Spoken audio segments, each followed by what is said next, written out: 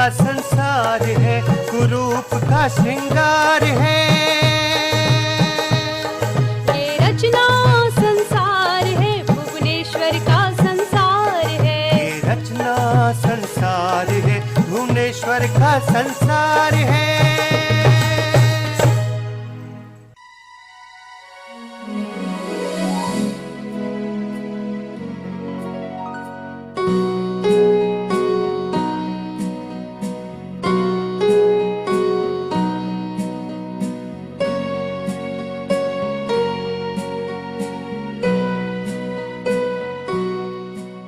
श्रोताओं नमस्कार। भुवनेश्वर का संसार, ऐसी दुनिया जिसमें सच्चाई है, जिसमें रिश्तों के तिलिस्म की गहराई है, जिसमें समाज का सच्चा चरित्र है। एक श्रद्धांजलि है ये कार्यक्रम हिंदी साहित्य जगत के उत्कृष्ट रचनाकार भुवनेश्वर को। भुवनेश्वर जिन्होंने दुनिया को अपने ही ढंग से देखा, जैसा देखा वैसा ही नाटकों में उजागर भी किया। भुवनेश्वर का संसार धारावाहिक के माध्यम से हम आपको भुवनेश्वर के लिखे कुछ सुप्रसिद्ध एकांकी सुनवा रहे हैं। आज की कड़ी में प्रस्तुत है भुवनेश्वर का लिखा एकांकी साम्यहीन साम्यवादी। आइए पहले सुनते हैं कथासार।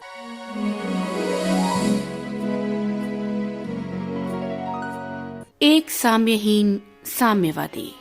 इस एकांकी में एक साम्यवादी कॉमरेड को एक मजदूर की पत्नी से प्रेम करता हुआ चित्रित करके उसकी साम्यवादी मनोवृत्ति का मखौल उड़ाया गया है। कानपुर के पार्श्व भाग में कुछ कुली मजदूर रहते हैं। उनमें ही एक सुंदर नामक मजदूर अपनी पत्नी पार्वती के साथ एक छोटी सी कोठरी में गुजारा कर रहा है।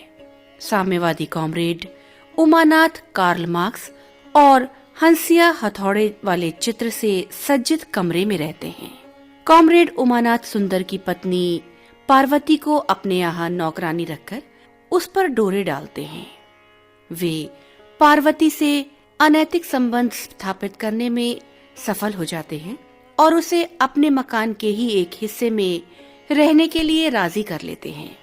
साम्यवादी से साम्यहीन होने तक की यात्रा ही इस एकांकी की कथा वस्तु है। इस प्रकार इस एकांकी की कथा वस्तु जीवन के एक कटु सत्य का मनोवैज्ञानिक विश्लेषण करती है, जिसमें मनुष्य की उन दुर्बलताओं को उभारा गया है जो ऊपर से सैद्धांतिक आवरण से ढकी होती हैं। ये दुर्बलताएं सिद्धांतों के आवरण के नीचे फलती फूलती रहती हैं, किंतु जैसे ही उन्हें मौका मिलता है वे सिद्धांतों के आवरण को फाड़कर बाहर निकल आती हैं। भुवनेश्वर ने बड़ी गंभीरता से इस एकांकी में मजदूरों की जिंदगी को विश्लेषित किया है। मजदूरों की गरीबी, अशिक्षा, गृह कलह तथा बाहरी हस्तक्षेपों से किस तरह उन्हें जूझना होता है और वे इसका निदान कैसे खोजते हैं, आने वाली चुनौतियों से कैसे जूझते हैं और किन परिस्थितियों में लड़ाई हार जाते हैं, इन सब विडंबनाओं का बड़े ही नाटकीय ढंग से चित्रण किया गया है। पार्वती सुंदर के लिए मुसीबत है। ये कुंठा सुंदर के मन को सालती है। वो ना चाहते हुए भी अवचेतन में पड़े विचारों को व्यक्त करने से रुक नहीं पाता। पति पत्नी के बीच नोक-झोंक का दृश्य अपने आप ही उन परिस्थितियों को प्रस्तुत कर देता है। ये नाटक मजदूरों, गरीबों की समस्याओं पर दृष्टिपात करता है। उनकी अपनी कल्पनाएं हैं। वे भी भरपेट भोजन और साबुत छत वाले मकान में आराम से रहना चाहते हैं। वे भी चाहते हैं कि उनके बच्चों को शिक्षा मिले, आवश्यक वस्तुएं मिले, लज्जा छिपाने के लिए वस्त्र भी मिले, लेकिन आर्थिक कारणों से उन्हें वो सब कुछ नहीं मिल पाता जो कि मिलना चाहिए। पैसे के अभाव में ना तो उन्हें 2 जून की रोटी मिलती है और ना ही रहने को मकान। ये सारी बातें उनके मन में कुंठा पैदा करती हैं। वे मन से हर लड़ाई हार जाते हैं, जिसे वे ताड़ी, शराब जैसी नशीली चीजें सेवन करके भूल जाना चाहते हैं। मजदूरों की वार्तालाप इस कुंठा को व्यक्त करती है। आर्थिक समस्याओं के कारणों की ओर भी इस एकांकी ने संकेत किए हैं। सबसे बड़ा कारण है मजदूरों में एका ना होना। मजदूरों में होड़ सी लगी रहती है। कोई 10 रुपए मांगता है तो उनमें से कई 8 रुपए 7 रुपए पर ही तैयार हो जाते हैं। दूसरी ओर उनके साथ जुड़ी बुरी आदतें उन्हें आर्थिक वैषम्य से उभरने नहीं देती। इसी तरह उनके जीवन में परिवर्तन का कोई अवसर नहीं दिखता। प्रगतिशीलता उनके लिए पागलपन या बेसिर पैर की बात है। वे सब मन से हताश लोग हैं। वे जनप्रतिनिधियों, समाज सेवियों, प्रगतिशीलों की असलियत पहचानते हैं, इसीलिए उनकी बातों को गंभीरता से नहीं लेते। वे मानते हैं कि ये सब ऊंची बातें हैं, इनमें कोई सार तत्व नहीं होता, महज दिखावा है, ढकोसला है, मंच पर कहीं मन बहलाने वाली बातें हैं।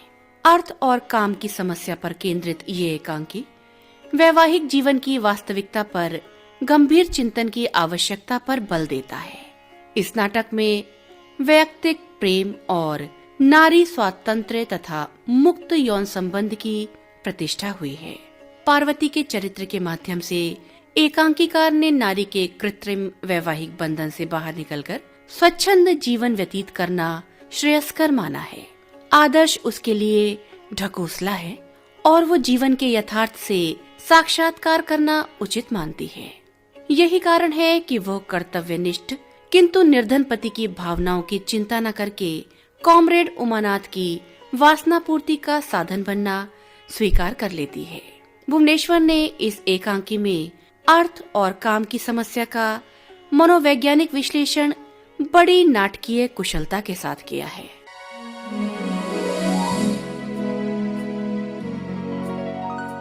साम्यहीन साम्यवादी, ये थी विषय वस्तु उस नाटक की जो अब हम आपको सुनवाने जा रहे हैं। भुवनेश्वर के लिखे इस नाटक का रेडियो नाट्य रूपांतरण किया है डॉक्टर राजकुमार शर्मा ने।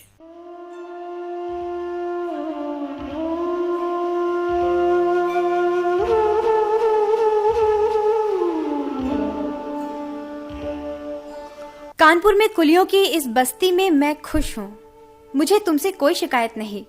जो नसीब में था वो मिल गया। हाँ, इस छोटी सी कोठरी में सामान के नाम पर ये टूटा हुआ लकड़ी का बक्सा, एक टूटी और एक अध टूटी चारपाई, कुछ धुएं के रंग की हांडियां और इस कोठरी के चारों तरफ गिद्धों की तरह मंडराते तुम्हारे संगी साथी। मुझे क्या सुंदर, जैसे तैसे 8 साल कट गए, बाकी जिंदगी भी कट जाएगी। मुझे तो तुम्हारी चिंता लगी रहती है। तुझे मेरी क्या पड़ी पार्वती, तेरे पैरों पर न जाने कितने सिर रगड़ते हैं। तू इतनी सुंदर है कि तुझे तो कोई भी पटरानी बनाने को तैयार है। तुम्हें हर घड़ी यही सवार रहती है सुंदर। मेरी तो जान मुसीबत में है। क्या मुसीबत है? यही सब छोटे बड़े आला अदना तेरे पीछे पड़े रहते हैं पार्वती। तो मैं ये कब चाहती हूँ सुंदर? तो क्या अब लड़ेगी? मैं कब कहता हूँ तू चाहती है? हरामखोर, तू इधर उधर क्यों मटा रहा है गोविंद? सुंदर, तेरे मिजाज आसमानी घोड़े पर सवार रहते हैं।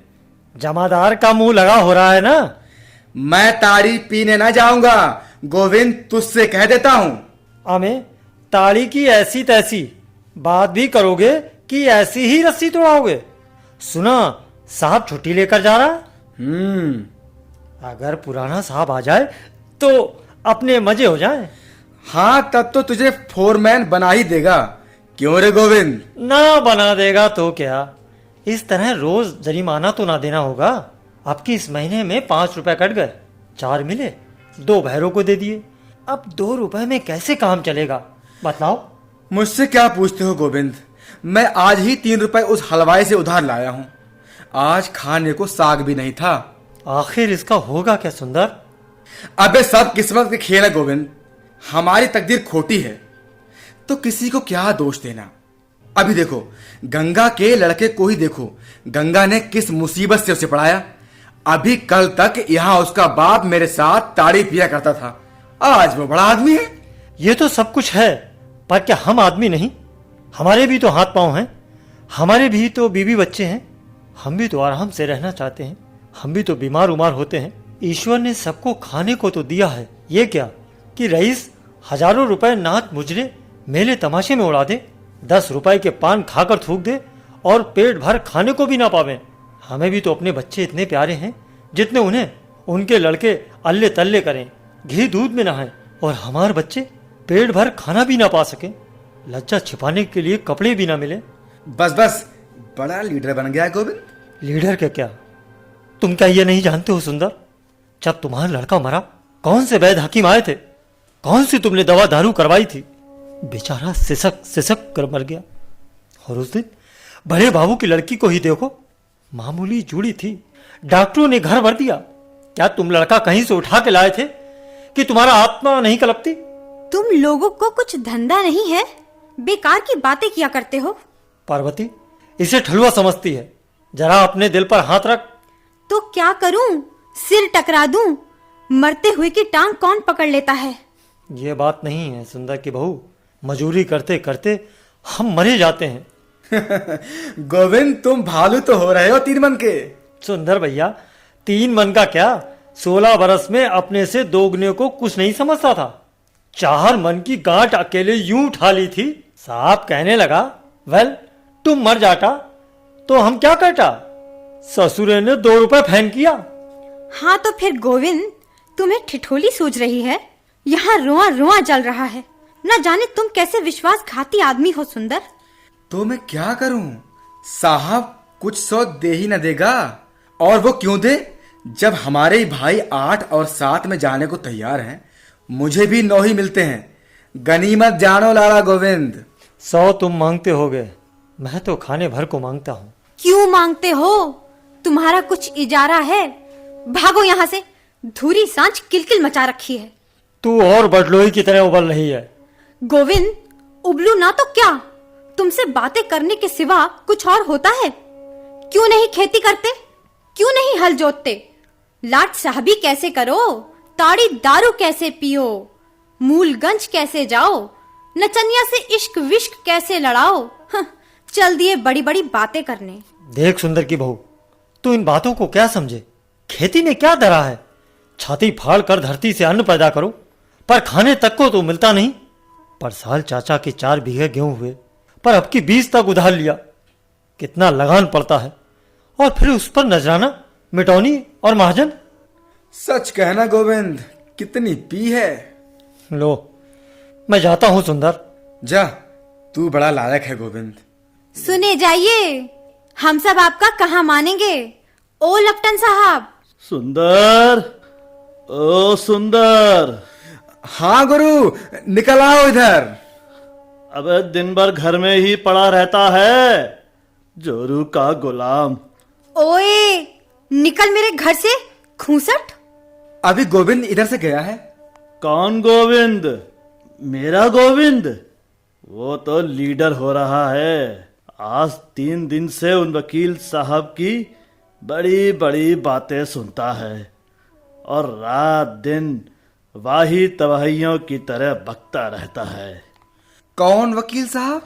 वही जो परेड पर रहते हैं, लड़कौंदे से जिनका खूब बड़ा सा बंगला है, कामरेड उमानाथ मिश्र का, जिसके दरवाजे पर हंसिया और हथौड़ी और स्वास्तिक चिन्ह बने हैं।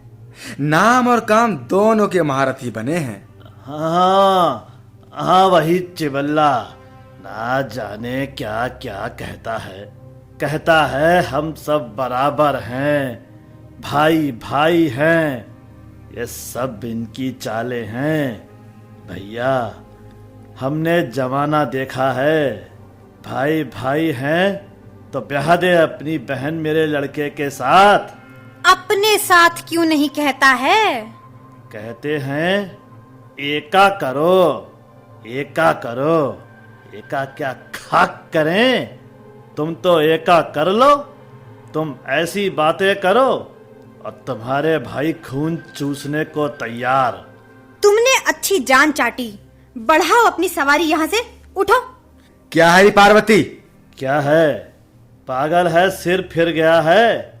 वकील साहब की ताक झांक है। चलो घूम आए। हाँ हाँ जाओ, आग लगे इस ताड़ी में।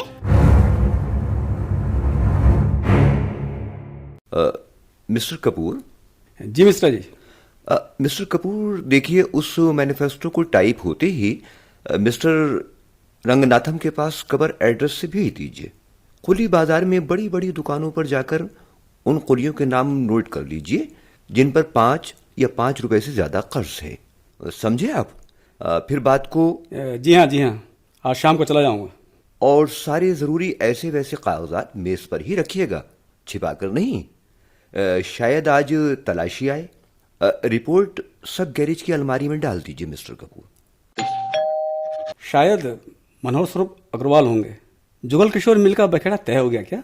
मिस्टर कपूर, तय कैसे हो? पूंजीपतियों का तो दांत तले हराम दब गया है।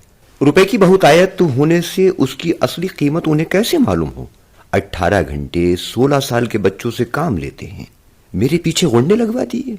सेठ हैं, राय बहादुर हैं, धर्म के ठेकेदार हैं। अब फैसला कैसे हो?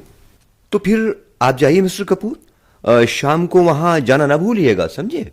जी। सुनिए, मिस्टर मिश्रा क्या अपने ऑफिस में हैं? क्या है जनाब, कहिए।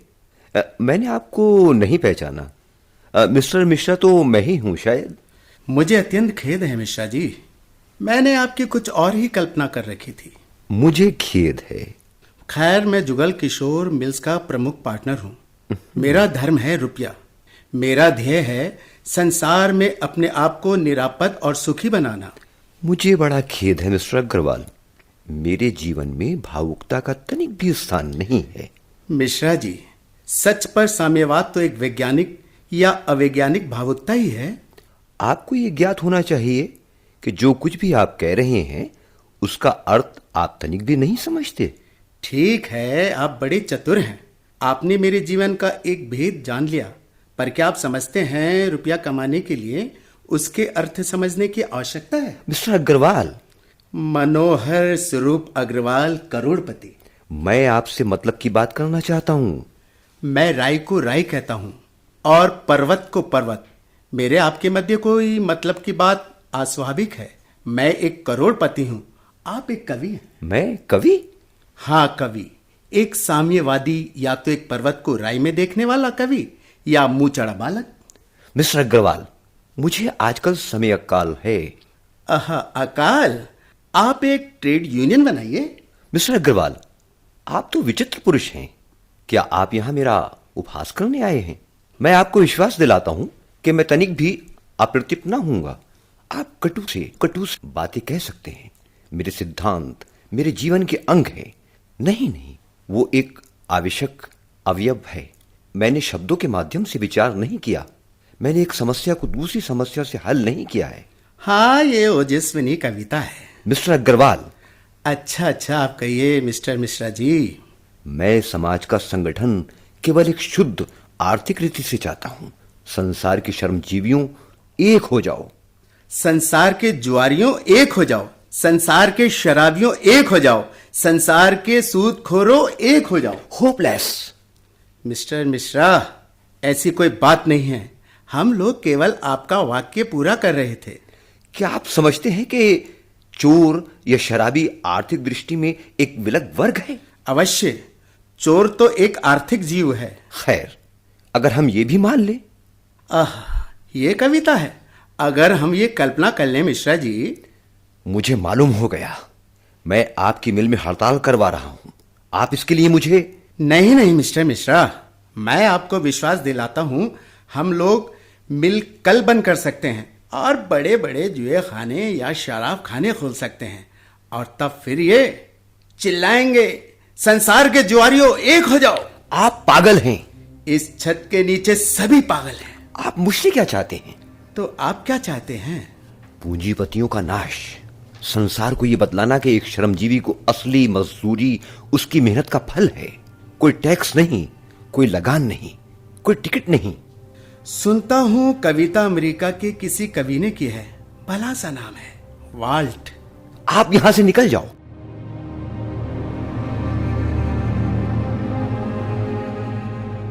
ये फल होता है, ढोल से खाल भी गई।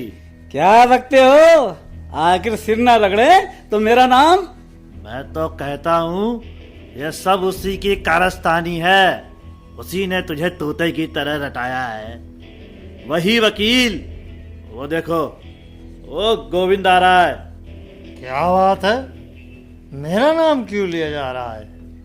यारो वतन हमारा है और हम वतन के हैं। दुनिया के मजदूरों एक हो जाओ। अबे झकी बातून, अबे हम मजूर हैं, मजूर। इस मशीन की तरह बात करने से क्या होगा? अबे हम सब एक हैं और एक होकर हम क्या कर सकते हैं? गोविंद, सुनते हैं मिल में अभी भर्ती पूरी नहीं हुई। दुनिया के मजदूरों एक हो जाओ। चुप भी रहे भाई। हम मजदूर लोग सिवाय इसके शहर में जाकर लूट मार मचा दें और हम क्या कर सकते हैं गोविंद? मेरे भाइयों, तकलीफ सहो। क्यों सहें? इसका फल क्या होगा? संसार के मजदूरों एक हो जाओ। अरे संसार में तो सभी मजूर हैं रे गोविंद। रुपए की जरूरत तो सबको मजूर बनाए हुए है। तू कैसे कहता जहान के मजूर एक नहीं, लेकिन एक होकर हम क्या करें हैं? अरे ये कोई नया मजूर है। तू कौन है? कहां से आया? क्यों रे, क्या खबर लाया? कुछ कहेगा भी? अबे नया है क्या? हाँ भाई, मैं नया मजदूर हूँ। नए मजदूर 8 रुपए में ही भर्ती हो रहे हैं, लेकिन हड़ताल करने को तैयार हैं। भर्ती पूरी हो गई? हाँ, कल ही सुनते हैं मनोहर बाबू भाड़ा देकर इन कुलियों को बाहर से लाए हैं। देखें, गुरु बातें कर रहे हैं, शायद कोई नई खबर लाएं। और वो वकील साहब? वो कह रहे हैं कि मैंने भूल की, अभी मौका महल नहीं था। छी, अबे सुंदर, तू कहाँ गया था? बड़ा खुश लग रहा है। भाई मेरा तो काम हो गया, मैं जा रहा हूँ। मैं परेड पर नौकर हो गया। वकील साहब ने पार्वती से कहा तुम बाल बच्चों को लेकर यहीं रहो, 10 का महीना और दोनों की खुराक, और क्या। अच्छा चलो चलो ठीक है, चलो ठीक है। अरे लेकिन अपना और पार्वती का ख्याल भी रखना। जमाना बहुत खराब है।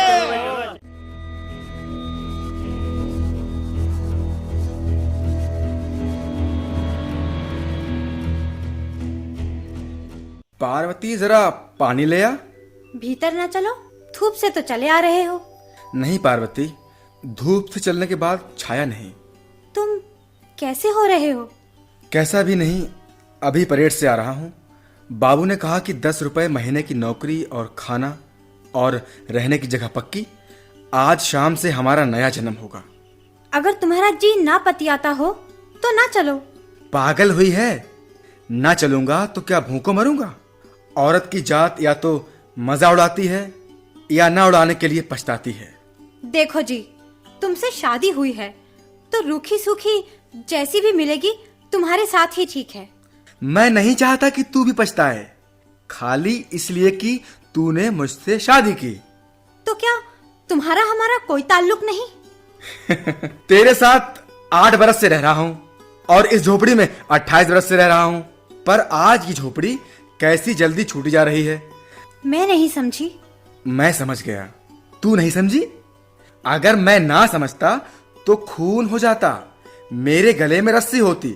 फिर क्या, मेरी सब समझ में आ गया। मैं और वकील साहब बराबर हैं। मेरे पास रुपया नहीं है, जिंदा रहने के लिए उनके रुपयों की मुझे जरूरत है, मेरी जोरू की जरूरत उन्हें। बस बस, मैं तुम्हारे हाथ जोड़ती हूँ।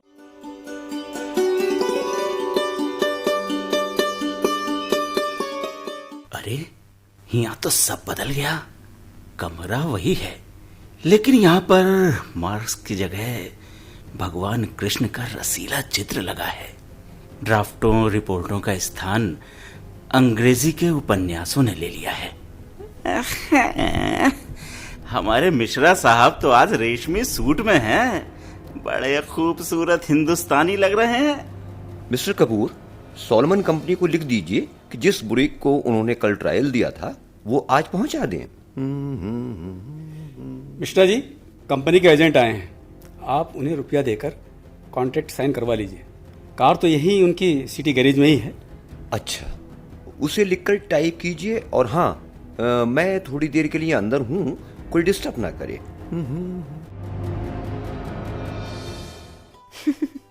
साहब, अब तो नाश्ता कर लीजिए।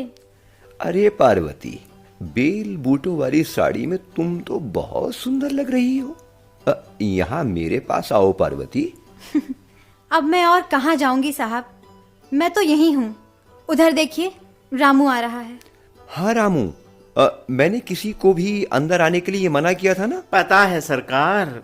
लेकिन आपको ये खबर देनी जरूरी थी कि सुंदर को न जाने क्या हो गया। वो सवेरे तड़के ही कहीं चला गया। आपसे कहा सुनी माफ करा गया है। अच्छा,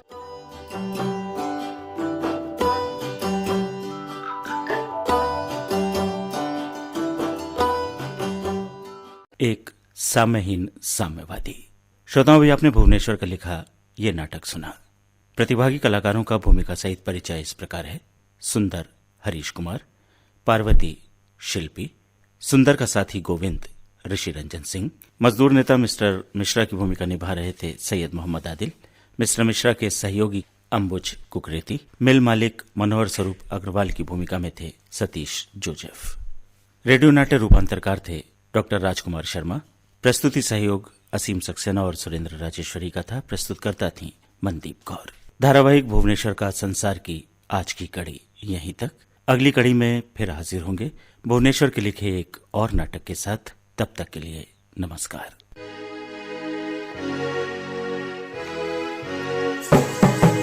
जीवन की कथाएं हैं, सच भरी व्यथाएं हैं। एकाकी का संसार है, कुरूप का श्रृंगार है। ये रचना संसार है, भुवनेश्वर का संसार है। ये रचना संसार है, भुवनेश्वर का संसार है।